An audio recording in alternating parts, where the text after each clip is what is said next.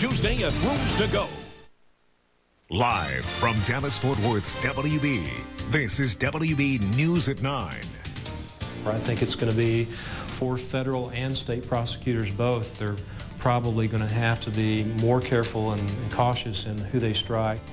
The U.S. Supreme Court struck down the conviction of a Texas death row inmate and sent prosecutors a strong message about jury selection.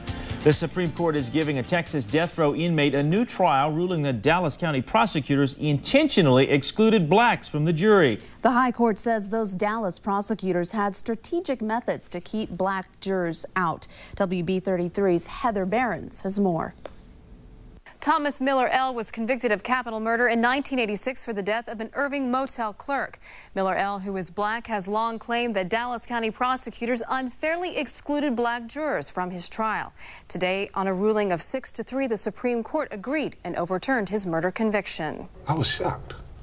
Thomas Miller L. says that was his reaction when only one black was selected to be on the jury that would decide his fate. Miller L. was convicted in 1986 of shooting to death Douglas Walker and paralyzing another man during a robbery at this Holiday Inn in Irving.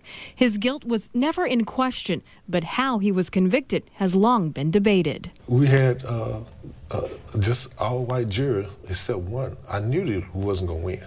The Supreme Court made a ruling in the case today after a lower court refused to reconsider Miller L.'s claims. Writing for the majority, Justice David Souter noted the prosecutors took their cues from a 20-year-old manual of tips on jury selection.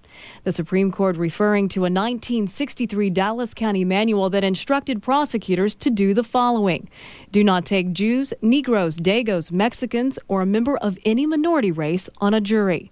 The district attorney's office has said the manual was not used in the Miller L. case and writes in a statement, this office does not and will not tolerate illegal discrimination by its prosecutors during jury selection. I mean, when you look at the statistics, the numbers, it looks suspect from the beginning. Criminal defense attorney and former federal prosecutor John Teakell says the case must have struck a chord with the Supreme Court because it's rare for the justices to rule on such cases, and he believes the decision sends prosecutors a strong message. This should even more solidify that rule of law and make prosecutors realize that they will be reviewed and reviewed more closely on their jury selection.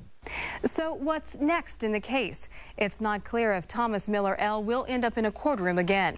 Some speculate the district attorney could strike a deal with the defendant. The DA says he'll review the case before deciding what to do next.